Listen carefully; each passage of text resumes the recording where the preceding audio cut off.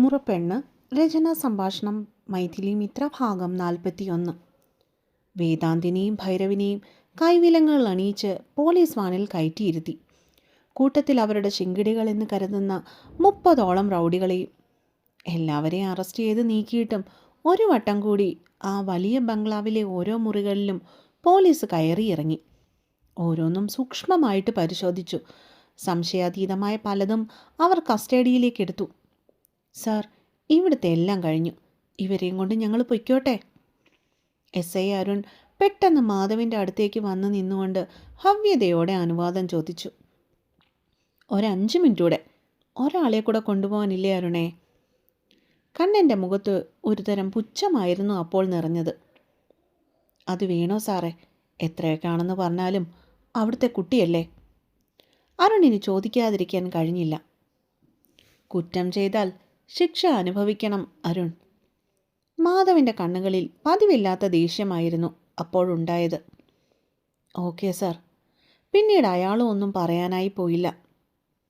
ആരാ കണ്ണ ആ ഒരാൾ? അവരുടെ സംഭാഷണങ്ങൾ അടുത്ത് നിന്ന് കേട്ടുകൊണ്ടിരുന്ന അച്ചുവായിരുന്നു ആ ചോദ്യം ചോദിച്ചത്. വിവേകിൻ്റെ കണ്ണുകളും അതേ സംശയത്തോടെ കണ്ണൻ്റെ നേർക്ക് നീണ്ടിയെന്നു. പക്ഷേ ആ ഒരാളെപ്പറ്റി ചുമ്മുവിന് അറിവുണ്ടായിരുന്നത് കൊണ്ട് തന്നെ അവൾ നിശബ്ദമായി നിന്നു. ഇപ്പോൾ വരും അച്ചുവേട്ടാ. നെഞ്ചിന് മുകളിൽ കൈകൾ രണ്ടും പിണച്ചു കെട്ടിക്കൊണ്ട് നിന്നവൻ്റെ നോട്ടം അപ്പോഴും മുകളിലത്തെ നിലയെ ലക്ഷ്യമാക്കിയായിരുന്നു. സർ. കുറെ കഴിഞ്ഞതും കുറച്ച് പോലീസുകാർ അങ്ങോട്ടേക്ക് നടന്നു വരുന്നത് അവർ ശ്രദ്ധിച്ചു. പക്ഷേ അവരുടെ കൂടെ മുഖം കുനിച്ചുകൊണ്ട് നടന്നു വരുന്ന പെണ്ണിനെ കണ്ടതും അശ്വിൻ്റെയും വിവേകിൻ്റെയും കണ്ണുകൾ മിഴിഞ്ഞുപോയി എന്നതാണ് സത്യം. നീത.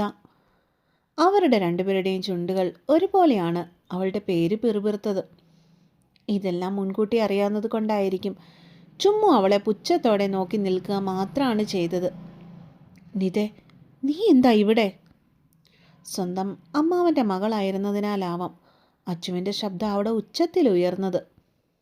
പക്ഷേ പോലീസുകാരുടെ നടുവിൽ ഒരു കുറ്റവാളിയെ പോലെ തല കുനിച്ച് നിന്ന് നിത അവനുള്ള മറുപടി നൽകാൻ വാ തുറന്നില്ല. എന്താ കണ്ണ ഇതൊക്കെ? ഇവൾ എന്തിനാ ഇവിടെ വന്നേ?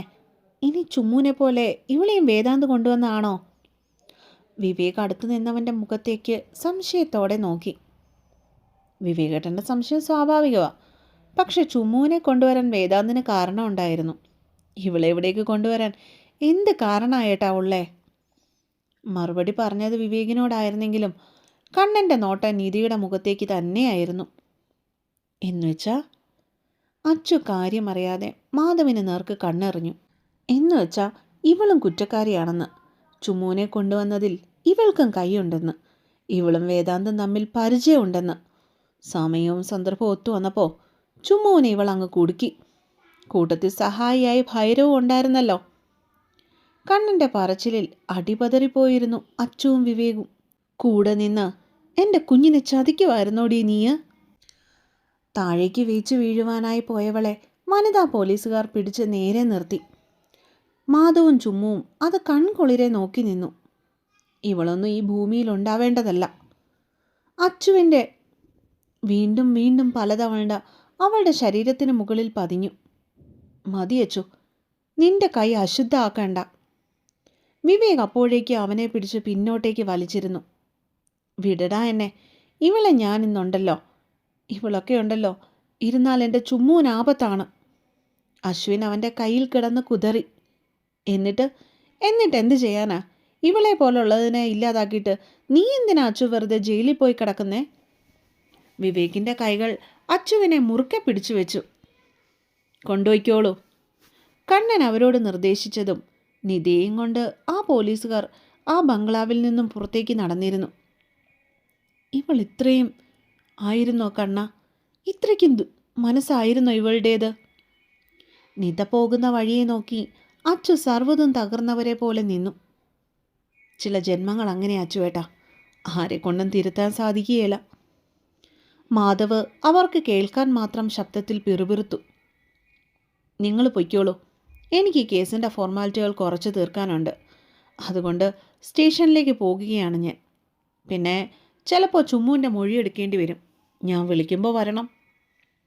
ആദ്യം അച്ചുവിനെയും വിവേകിനെയും നോക്കിയാണ് സംസാരിച്ചതെങ്കിലും ഒടുവിൽ കണ്ണൻ്റെ നോട്ടം എത്തിയെന്നത് ചുമ്മുവിലായിരുന്നു. മറുപടിയായി വേദിയൊന്ന് മൂളി, അത്രമാത്രം. ഞാൻ വിപിനെ വിളിച്ചിട്ടുണ്ട്.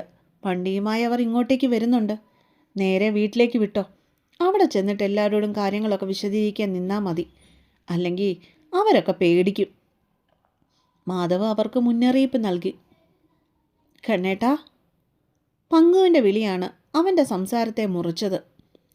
മാധവ് തിരിഞ്ഞു നോക്കിയപ്പോൾ കണ്ടു വെപ്രാളത്തോടെ അങ്ങോട്ടേക്ക് കയറി വരുന്ന പങ്കുവിനെയും അവന് പിന്നിലായി നടന്നു വരുന്ന വിപിനെയും അനിരുദ്ധനെയും. ചുമ്മു. ഹാളിൽ നിൽക്കുന്ന ചുമ്മുവിനെ കണ്ടതും പങ്കു പാഞ്ഞു ചെന്ന് അവളെ ഇറുക്ക കെട്ടിപ്പിടിച്ചു. എടാ പങ്കു.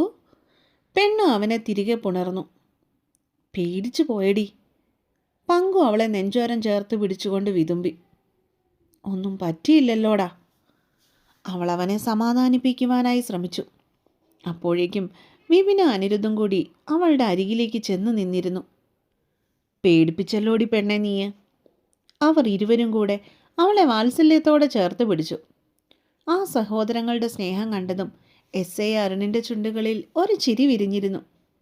എങ്കിൽ ഞാൻ ഇറങ്ങുക, നിങ്ങൾ വീട്ടിലേക്ക് പൊയ്ക്കോളൂ. മാധവ് അതും പറഞ്ഞിട്ട് എല്ലാവരെയും നോക്കി. എന്നിട്ട് അരുണിനോടൊപ്പം അവിടെ നിന്നും തിരിഞ്ഞു നടന്നു. മാധവിന് പിന്നിലായി ആ 5 സഹോദരങ്ങൾ നടന്നു, തങ്ങളുടെ ചുണക്കുട്ടിയെയും പൊതിഞ്ഞു പിടിച്ചുകൊണ്ട്. എല്ലാവരും വണ്ടിയിൽ കയറിപ്പോയെന്ന് ഉറപ്പ് വരുത്തിയിട്ടാണ് മാധവും കൂട്ടരും അവിടെ നിന്നും പോയത് തന്നെ. മോളെ.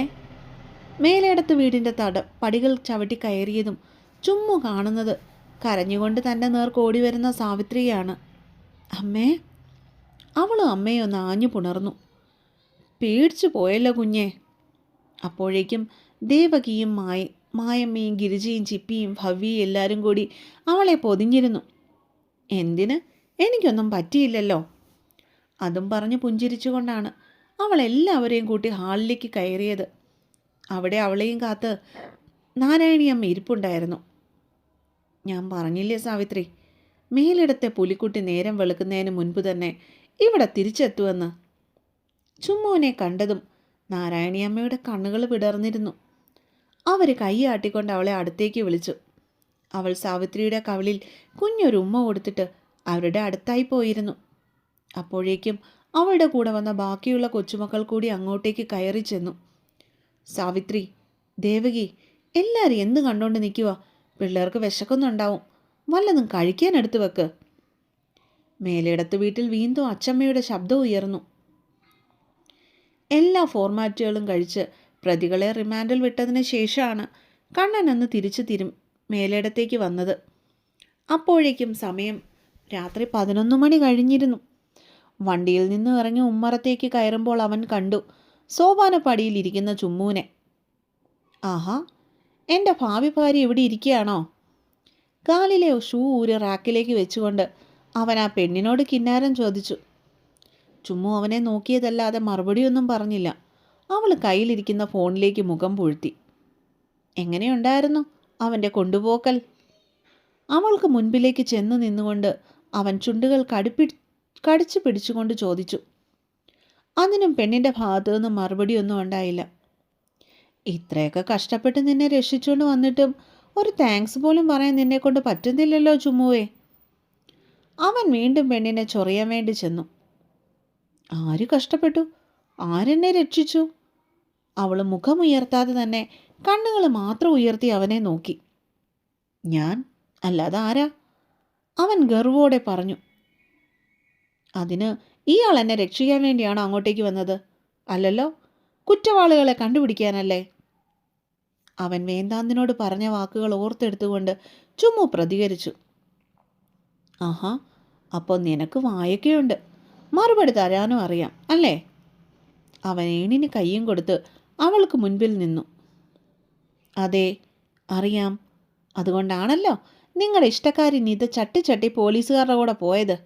അല്ല, അവക്കടെ കയ്യും കാലും ഒടിഞ്ഞായിരുന്നോ? പെണ്ണിൻ്റെ സംസാരത്തിൽ തീർത്തും പുച്ഛമായിരുന്നു. കണ്ണന് ചിരി വന്നുപോയിരുന്നു അവളുടെ ആ പറച്ചിൽ കേട്ടപ്പോൾ. ചുമ്മു പറഞ്ഞതോ ശരിയാണ്. നിധിയുടെ ഇടത്തെ കൈയുടെ ഒരെല്ല് പൊട്ടിയിട്ടുണ്ട്, കാലിന് ചതവും. ആശുപത്രിയിൽ കൊണ്ടുചെന്ന് പ്ലാസ്റ്റർ ഇടേണ്ടി വന്നു. പെണ്ണവളെ നല്ലപോലെ കയറി മനസ്സിലായി. അതുകൊണ്ടാണല്ലോ മുകളിലത്തെ നിലയുള്ള മുകളിൽ അവശയായ നിലയിൽ കിടന്നിരുന്ന നിധയെ പോലീസുകാർക്ക് കിട്ടിയത്. ആ ബഹളത്തിനിടയ്ക്ക് ഇതിനൊക്കെ എപ്പോൾ സമയം കിട്ടിയോ ആവോ ഈ പെണ്ണിന്. ആരുടെ ഇഷ്ടക്കാരിയാ? കണ്ണൻ പൊടുന്നനെ മുഖം ഗൗരവത്തിലാക്കി. നിങ്ങളുടെ ഇഷ്ടക്കാരി.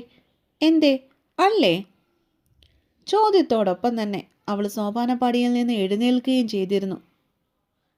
ഇവളെ ഇന്ന് ഞാൻ. പൊടുന്നനെയാണ് മാധവ് അവളുടെ കൈകൾ രണ്ടും തൻ്റെ ഇടത്തെ കൈക്കുള്ളിൽ ലോക്ക് ചെയ്തിട്ട് പെണ്ണിനെ ചുവരിലേക്ക് ചേർത്ത് നിർത്തി അമർത്തിയത്. അപ്രതീക്ഷിതമായ അവനിൽ നിന്നുള്ള ആ നീക്കത്തിൽ അവളൊന്ന് ഞെട്ടിപ്പോയിരുന്നു. അവളുടെ കയ്യിലിരുന്ന ഫോൺ താഴേക്ക് ഊർന്ന് തറയിലേക്ക് വീണു. ഇപ്പോൾ പറയടി, ആരാടി എൻ്റെ ഇഷ്ടക്കാരി?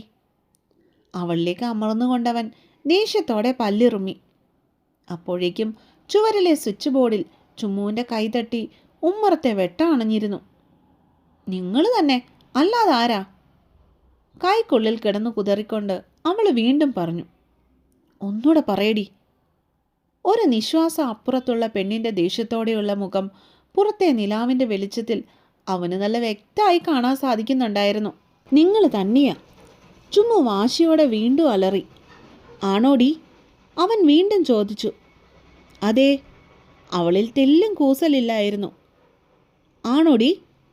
ഇത്തവണ ചോദ്യത്തിനോടൊപ്പം തന്നെ കണ്ണൻ്റെ ചുണ്ടുകൾ നൊടിയിടയിൽ അവളുടേതുമായി കോർത്തിരുന്നു. വർഷങ്ങളായി ഉള്ളിലൊളിപ്പിച്ച പ്രണയം പുറത്തേക്ക് ഒറ്റയടിക്ക് പൊട്ടിത്തെറിച്ചതിനാലോ ഇത്ര നേരം അവളെ കാണാതായതിൻ്റെ ആദിയിൽ നിന്നും ഉരുവായ സങ്കടമോ അതോ തൻ്റെ പേര് വീണ്ടും വീണ്ടും നിധിയുടേതുമായി അവൾ ചേർത്ത് വയ്ക്കുന്നതിൻ്റെ പരിഭവമോ? മാധവിൻ്റെ കണ്ണുകൾ സങ്കടത്താൽ ചുവന്നു കലങ്ങിയിരുന്നു. കയ്യിൽ കിടന്നു കുതിർന്നവളെ ചേർത്ത് പിടിച്ച് ഇറുക്കെ പുണരുമ്പോൾ തൻ്റെ സ്വന്തം എന്നൊരു ചിന്ത മാത്രമേ അവനിലുണ്ടായിരുന്നുള്ളൂ. അപ്പോൾ കാത്തിരിക്കുക കേട്ടോ. പിന്നെ ഞാൻ എഴുതിയ കഥ പൂർണ്ണമായിട്ടും എനിക്ക് യൂട്യൂബ് ചാനലിൽ ഇടാൻ പറ്റുകയില്ല. കഥയിലെ പല ഭാഗങ്ങളും എഡിറ്റ് ചെയ്ത് കളഞ്ഞുമൊക്കെയാണ് ഞാൻ ഇടുന്നത്. കാരണം യൂട്യൂബിൻ്റെ പോളിസീസ് അനുസരിച്ചിട്ടാണ് ഞാൻ എൻ്റെ സ്റ്റോറി ചാനലിൽ ഇടുന്നത്.